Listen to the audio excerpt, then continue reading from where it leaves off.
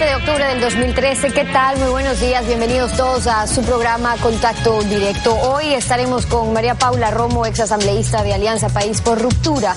La tipificación del delito de etnocidio desde el Congresillo hasta el Código Integral Penal, ¿se refuerza o se debilita? Además, Byron Valle, coordinador de Organizaciones y Acción Política de Alianza País en Guayas. La disputa electoral por Guayaquil, bastión compartido de Correa presidente y Nebot alcalde. Y también el jurista Jorge Zavala. Hablaremos sobre la criminalización de la protesta social. ¿El Código Integral Penal es compatible con los estándares internacionales?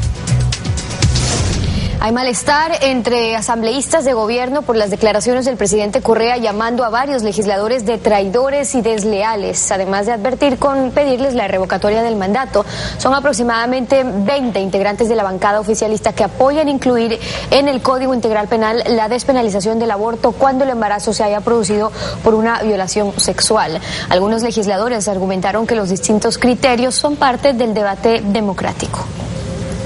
Al despacho de la segunda vicepresidenta Roxana Alvarado acudieron en secreto varios asambleístas aparentemente aludidos por las nuevas críticas presidenciales.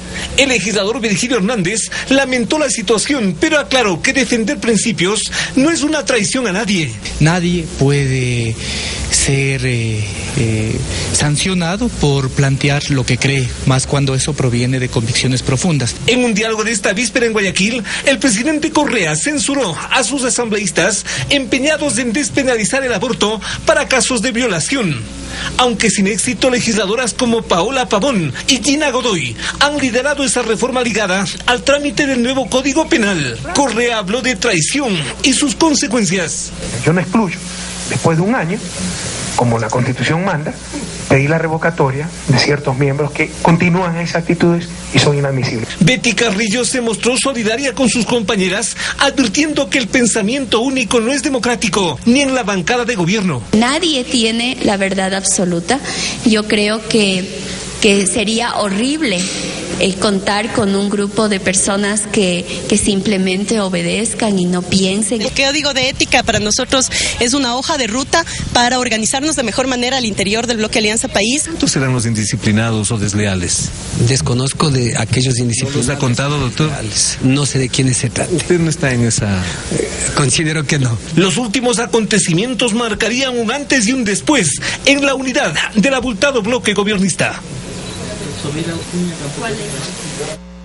A elecciones, las terceras bajo la nueva constitución y las últimas bajo las reglas de un prolongado periodo de transición constitucional.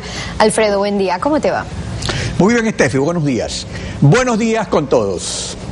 Una prolongada transición de 9 años, del 2008 al 2017, que ha servido para rebasar el límite de una sola reelección según ordena la Constitución. Las dos elecciones anteriores, las generales del 2009 y las presidenciales y de asambleístas del 2013, recibieron recomendaciones puntuales de rectificación por parte de los observadores internacionales invitados por el CNE. Las recomendaciones del 2009 y el 2013 son las mismas, pero en 4 años no ha habido ninguna rectificación. El único avance fue que el 9 de mayo, en la isla Santa Cruz, hubo un taller de validación de las recomendaciones de las misiones internacionales de observación electoral 2013. Y se procedió a firmar un acuerdo entre el CNE y el Consejo Electoral de UNASUR. Uno de los compromisos es revisar la normativa vigente y proponer o realizar los cambios necesarios con suficiente anticipación a la convocatoria de elecciones. Y una de las omisiones más importantes es que el Código de la Democracia establece prohibiciones explícitas sobre el uso de los recursos públicos y no existe un reglamento que defina de manera clara y suficiente los alcances y los límites de esta práctica. Y aquí está el meollo del asunto. Mientras no se haga efectiva la prohibición constitucional de usar recursos e infraestructura del Estado para hacerse propaganda, los funcionarios candidatizados a reelegirse resultan virtualmente invencibles, sea para presidente, para alcalde o para prefecto. Otro de los compromisos es potenciar la auditoría técnica a todos los componentes del sistema informático electoral con mayor presencia y acción de entidades internacionales, universidades y organizaciones políticas. Esta es una decisión muy importante, indispensable para la transparencia y la pureza de los comicios. Según la misma información del CNE, esta fue la primera vez que se asumió un compromiso para implementar las recomendaciones de las misiones de observación electoral. Pero cuando los actuales consejeros electorales se posesionaron el 29 de noviembre del 2011, ya había las recomendaciones formuladas por las misiones de la Unión Europea y la OEA a las elecciones del 2009. El CNE, por tanto, tuvo 15 meses para instrumentarlas y no lo hizo. Ahora ha tenido 5 meses más y tampoco lo ha hecho. En total, 20 meses de inacción, no solo del CNE, sino también de los actores políticos de oposición y de una conciencia colectiva anestesiada por la autocensura. Es evidente que la democracia así desfallece. La actualidad, los protagonistas, el análisis y la información en Contacto Directo.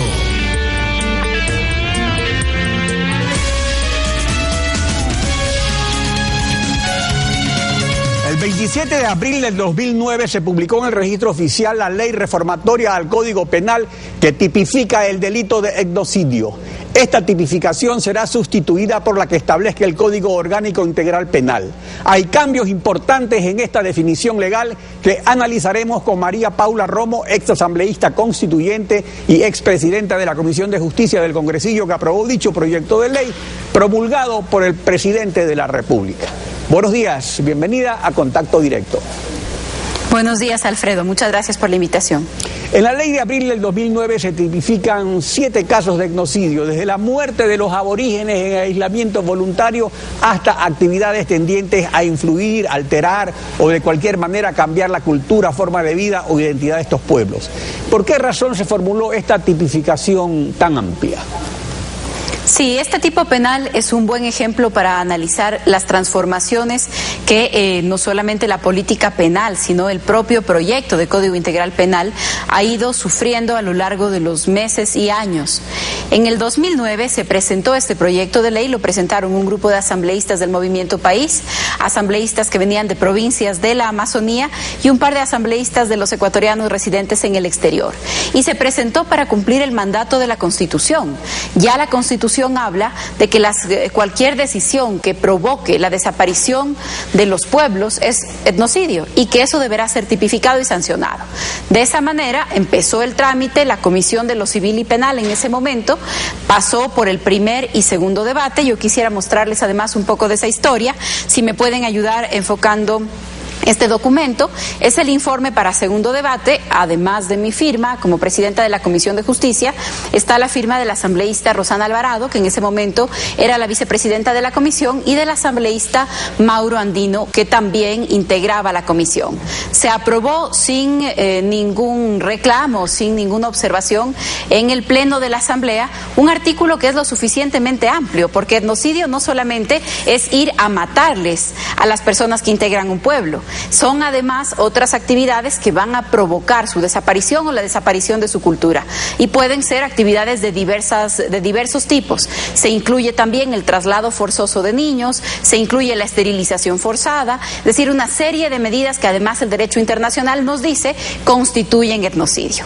Ahora, ¿qué pasa embargo, cuando va al veto? Sí.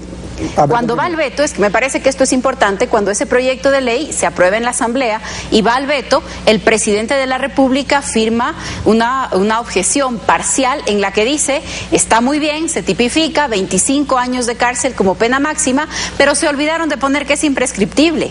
Así que inclusive, no solamente que estoy de acuerdo con el texto del artículo, sino que además incluyan que es imprescriptible. Ahora, Esa el es la martes, historia aquí en hasta el Contacto 2009. Directo, el asambleísta Mauro Andino, ponente del proyecto de Código Integral Penal, respecto a la nueva tipificación que se propone para el etnocidio, que es reducida, señaló lo siguiente. Veamos lo que dijo Mauro Andino. Lo que nosotros hemos hecho es adecuarlo sujetándonos estrictamente a lo que establece el artículo 57 de la Constitución. ¿Y qué es lo que dice textualmente? La persona que de manera deliberada, sistemática y generalizada destruya total o parcialmente la identidad cultural de pueblos en aislamiento voluntario será sancionado con pena privativa de libertad de 16 a 19 años. Era muy general, era muy amplio, era muy peligroso, podía generar una orden prácticamente de iniciar un juicio y mandar a la cárcel a alguna persona. Pero el asunto es que el inciso segundo del numeral 21 del artículo 57 de la Constitución ordena lo siguiente, dice: el Estado adoptará medidas para garantizar sus vidas, hacer respetar su autodeterminación y voluntad de permanecer en aislamiento y precautelar la observancia de sus derechos. La violación de estos derechos constituirá delito de etnocidio, etc. O sea que se refiere a tres situaciones: vidas, autodeterminación de aislamiento y precautelar derechos. Pero el artículo 82 del Código Integral Penal señala que la persona que de manera deliberada, sistemática y generalizada destruya total o parcialmente la identidad cultural de pueblos en aislamiento será sancionada con pena privativa de libertad de 16 a 19 años. A su criterio, ¿cumple esta nueva tipificación lo que ordena la Constitución? En lo absoluto, pero además llama la atención que sea el propio asambleísta andino el que hoy explica que la norma que él aprobó, conformó la comisión y votó en el 2009, y no solamente eso, sino que el secretario jurídico de la presidencia y el presidente de la República respaldaron en el 2009, hoy resulta demasiado amplia y peligrosa. Creo que hay que leer también, no es ni siquiera entre líneas, creo que hay que leer lo que directamente se está diciendo.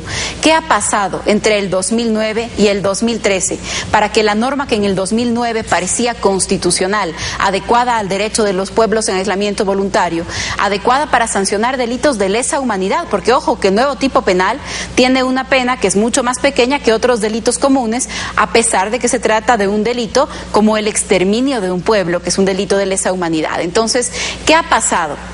¿Qué ha cambiado en la política criminal del gobierno, en su comprensión del Estado? ¿Qué ha pasado en la realidad de las actividades del gobierno ecuatoriano entre el 2009 y el 2013? Pues seguramente el tema del Yasuní TT, porque yo le quiero mostrar las otras transformaciones que ha tenido ese artículo.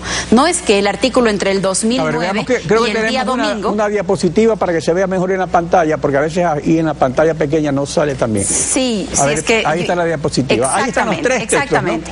No es tan claro el texto, pero ya lo hemos revisado en la presentación anterior que usted ahora mismo ha hecho. El que está a la izquierda, que es el más grande, es el artículo vigente y todas las condiciones en las que se podría configurar el etnocidio. A la derecha, en la parte superior, al menos nos sirve para ver el tamaño, la extensión. Ahí dice cómo sería el etnocidio en el informe para primer debate de la Comisión de Justicia el año pasado. En el informe para segundo debate la semana pasada es el segundo recuadro. Pero que hay una cosa interesante también, María Paula. El 3 de octubre se entregó un texto, o sea, y ese día hay que recordar que se aprobó la explotación del Yasuní, y sin embargo el 13 de octubre, cuando ya se va a votar, aparece otro texto también. Exactamente, el último. 3 de octubre. El último párrafo, que es la menor expresión que tiene el delito en esta historia, aparece el domingo en la noche. 2 horas antes de la votación, el etnocidio queda reducido a su mínima expresión, y ahora no solamente hay que exterminar a un pueblo o su cultura, sino que además tiene que suceder de forma deliberada, sistemática y generalizada. Entonces hay que cumplir esas 3 condiciones para cometer el delito. Ya no es el delito que tenía la suficiente amplitud de lo que implica el genocidio, el etnocidio en este caso, que tenía en el 2009, aprobado por las mismas personas, no solamente por la misma agrupación política, por las mismas personas con nombre y apellido, desde los asambleístas hasta el presidente a través del veto. Yo creo que es una señal muy clara de que la asamblea, los asambleístas, el gobierno, tiene plena conciencia de las implicaciones de su decisión de entrar a explotar el Yasuní y TT. Pero ¿cuál es el propósito de esta modificación sustancial a la tipificación del delito propósito de genocidio, entonces, según su criterio? Bueno, el propósito para mí es que sea casi imposible que se configure el tipo penal. Casi imposible que se configure el tipo penal, porque el tipo penal, como estaba planteado en el 2009, se configura cuando de alguna manera se reducen los derechos, se forza el contacto con los grupos en aislamiento voluntario, se irrespeta su autodeterminación, se hace contacto ingresando en su territorio. Es decir, todo eso estaba incorporado en el 2009. Cuando se reduce a su mínima expresión, ¿cuál es la intención? Que sea ya casi imposible que se verifique ese tipo penal y que solamente pueda ser acusado de etnocidio el que de verdad, de forma sistemática, generalizada y deliberada, vaya a exterminar una cultura, cosa que difícilmente pues se hace con esas características, sino que son estas otras formas menos directas y menos agresivas las que terminan con un pueblo. Y creo que el hecho de que el artículo haya cambiado hasta el último minuto, hasta 2 horas antes de la votación, este es un artículo que sufrió toda esta historia, creo que nos da una señal de que la Asamblea sabe cuáles son las implicaciones de su decisión sobre el ITT. María Paula Romo, gracias por su participación en Contacto Directo. Muchas gracias, buen día. Son las 7 de la mañana con 16 minutos. En breve estaremos con Byron Valle, coordinador de organizaciones y acción política de Alianza País en Guayas. ¿Cómo Alianza País podría lograr el objetivo electoral de captar la alcaldía de Guayaquil? Lo analizamos al volver. Quédese en nuestra sintonía. Solo el que manda con amor es servido con lealtad, lo dijo Francisco de Quevedo, escritor español.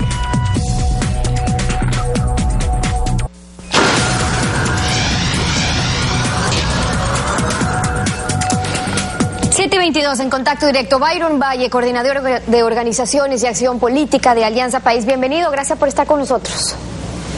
Gracias, Stephanie, y un saludo muy fraterno a todos los ciudadanos ecuatorianos y ecuatorianas que nos miran a través de Contacto Directo. Muchas gracias por la invitación. Gracias a usted por estar con nosotros. María de los Ángeles Duarte, como directora regional de Alianza País en Guayas, anunció que Viviana Bonilla era la candidata para la alcaldía de Guayaquil. Ese anuncio, ¿por qué se lo hizo? Porque ahora el presidente ha dicho que también podría ser Marcela Aguiñaga. Bueno, primero permítame hacer unos antecedentes frente a su pregunta, ¿verdad? Todos estamos conscientes, los guayaquileños y guayaquileñas, de que ese modelo exitoso que tanto se habla en Guayaquil no existe, ¿no? Lo que ha dejado entrever esta forma de administrar son dos cosas, dos Guayaquil. El Guayaquil de las ciudadelas, donde hay servicios básicos de primera calidad, donde viven los ciudadanos con opulencia, donde se invierten $52 por cada uno de los ciudadanos, y el Guayaquil de los barrios completamente olvidados, desamparados, donde los servicios básicos son de pésima calidad, donde no se garantiza un buen servicio de agua potable, de alcantarillado, tampoco se garantiza la recolección de desechos sólidos y más aún, digamos, el transporte público, ¿no?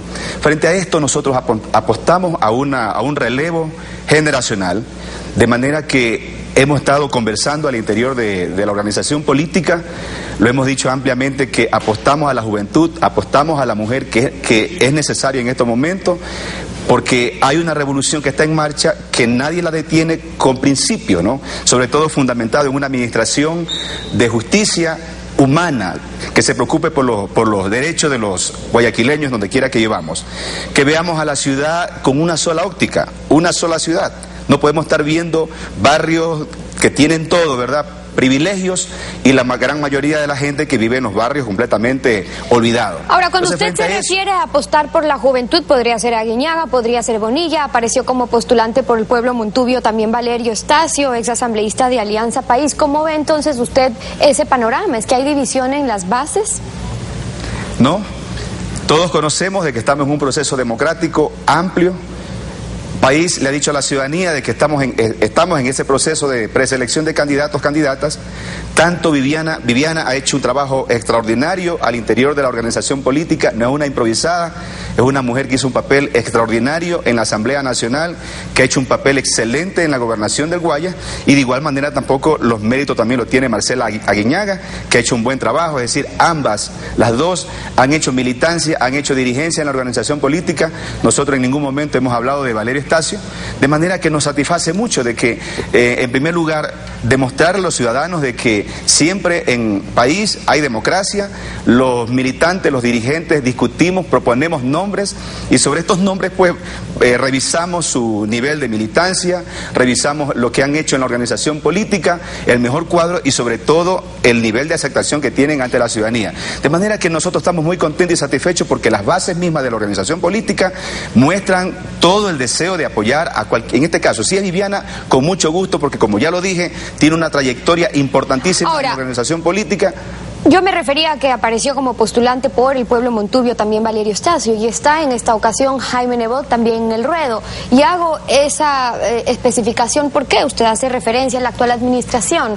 Entonces hay que ver qué pasa cuando ya está Nebot en el panorama electoral. Y haciendo un poco de memoria, en el 2008 para el referéndum aprobatorio de la Constitución, Correa hizo campaña por el sí, Nebot hizo campaña por el no y el sí ganó con 63% a nivel nacional, pero en Guayaquil ganó el no con un 55%. Y ahí digamos que fue la última vez que se enfrentaron porque en el 2009 cuando Nebot se lanza no apoyaba a ningún candidato a presidente, hubo una especie de voto cruzado. En el 2011 en la consulta popular Madera de Guerrero no hizo campaña por el no y el 2013 ganó Correa y Nebot no tuvo mayor participación. Entonces hasta ahí ha sido siempre el juego de ganar, gana Correa, gana Nebot, pero ahora con Nebot adentro, ¿no le parece que sí podría cambiar el panorama para Alianza País? Por supuesto, porque como lo hemos manifestado siempre, nosotros no somos una organización de campaña electoral. No es porque decimos que hay elecciones, aparecemos a la palestra. País es una organización que trabaja permanentemente en organización, creando estructura, capacitando a sus dirigentes y sobre todo haciendo acción política permanente, ¿no?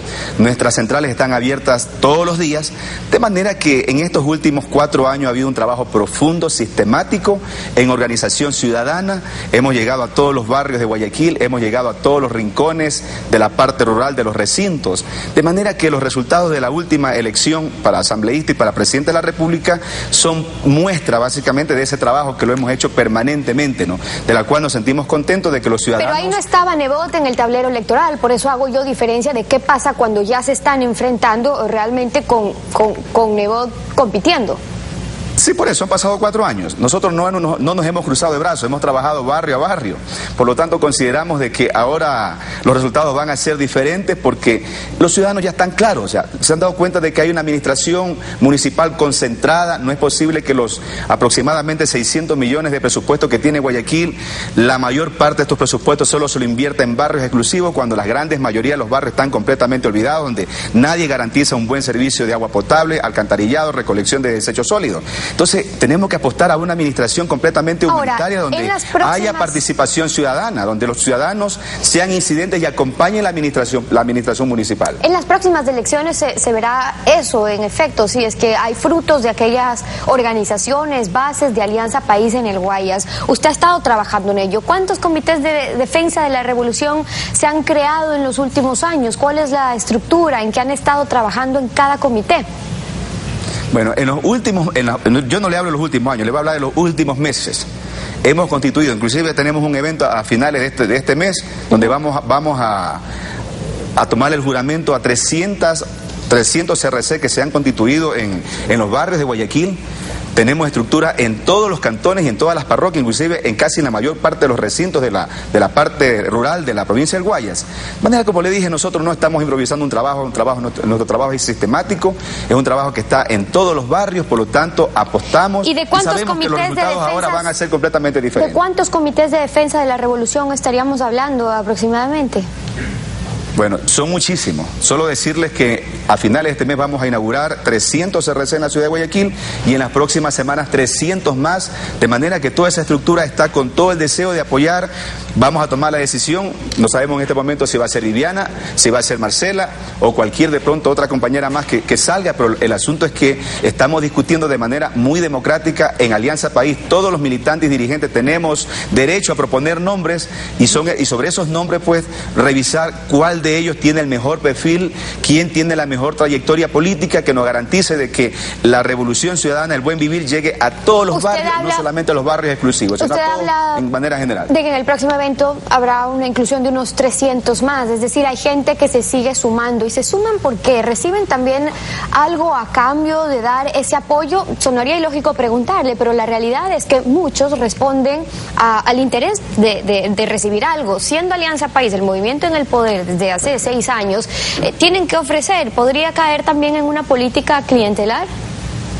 No, porque la gente está claro, es decir, que por primera vez ve un gobierno serio, un gobierno que se preocupa sobre todo por la gran mayoría de los ecuatorianos, de los guayaquileños, y eso es una razón más que suficiente, ¿no?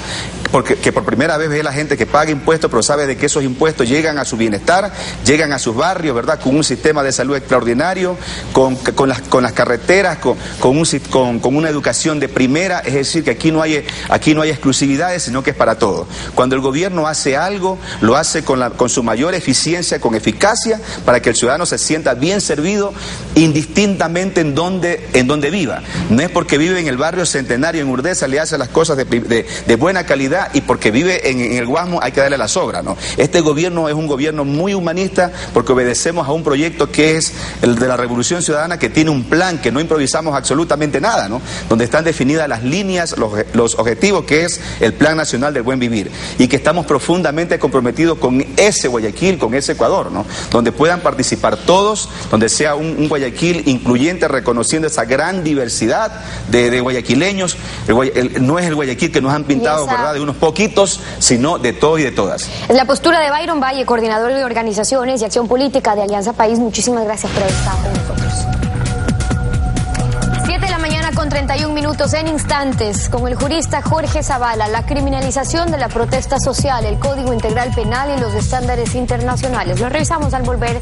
Quédese en nuestra sintonía.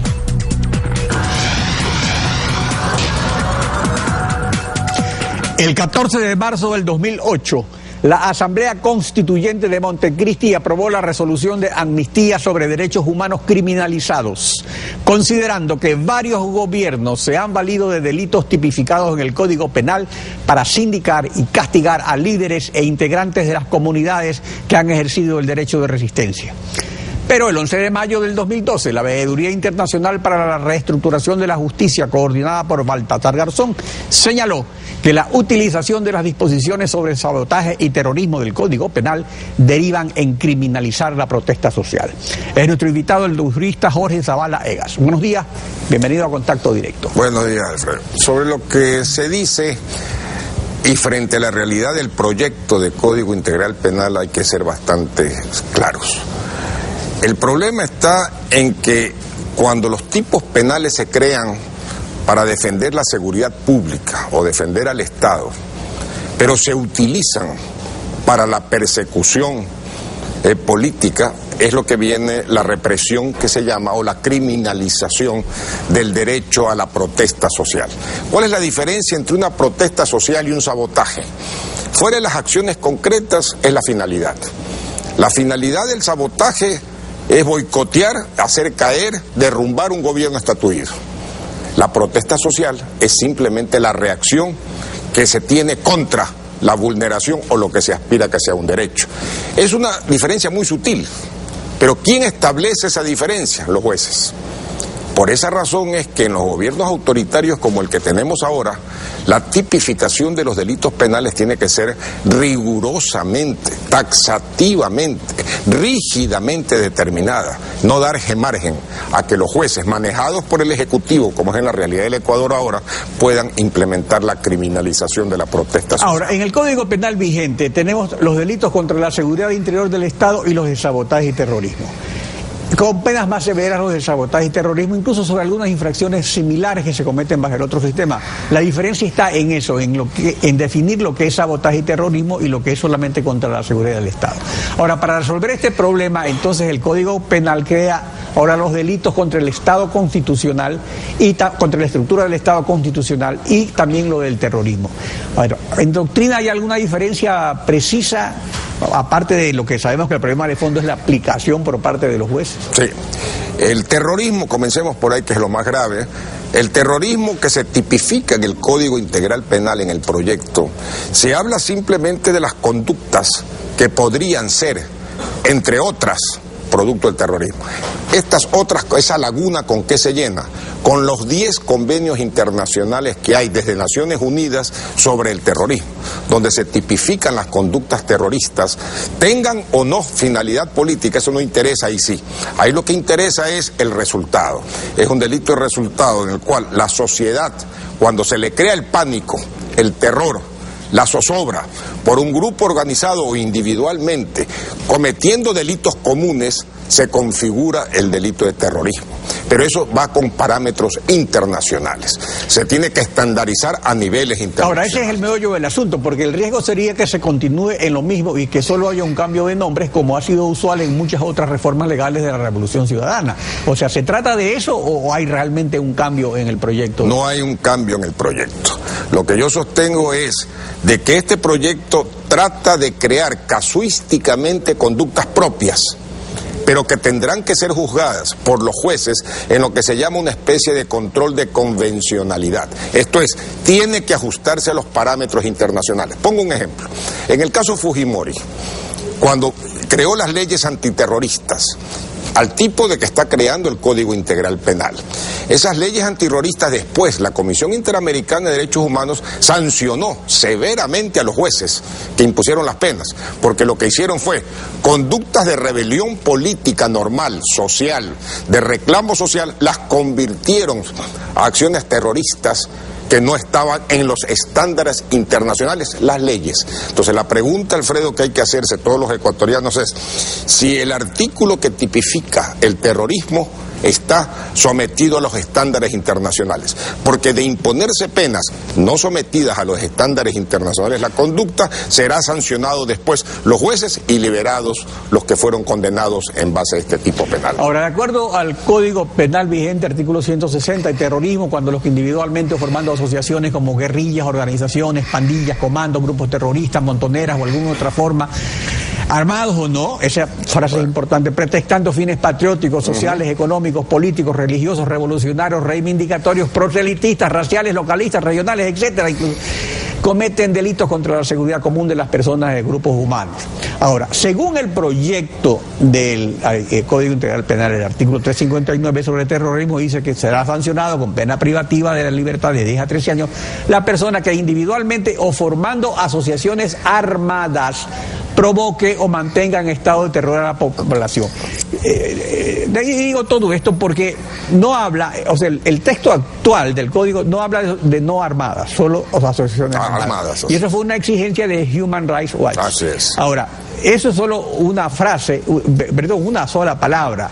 Ahora, ¿es eso suficiente para encajarse en el estándar o aquí tenemos una estructura mucho más amplia que no es solo cuestión de que sea esto cometido dentro de un grupo armado o no armado? Yo diría que no, que el estándar internacional para la determinación o hacer taxativa la conducta terrorista es siempre, no como lo dice el Código Penal, es siempre una causa política, un motivo político, una finalidad política, para lo cual se cometen conductas que constituyen delitos comunes, pero que se engloban contra la humanidad, contra la sociedad, contra las personas. No solo contra el Estado. No contra el Estado. No es contra el Estado. Ese es el asunto. Ahora, aquí, por eso viene el problema. El terrorismo atenta contra los derechos humanos, pero muchas veces la forma de combatirlo también vulnera los derechos humanos. Claro. Entonces, ¿de qué sirven las penas más duras o las tipificaciones laxas? ¿Todo depende de qué? ¿De la voluntad política? Todo depende de la política criminal de un gobierno. En un gobierno autoritario creen que la solución está en la represión, en la máxima represión, a donde se comete el peligro de que todos caigamos involucrados en esa degeneración autoritaria. El problema está, como lo ha dicho internacionalmente todos los convenios, está en la prevención, no está en la represión.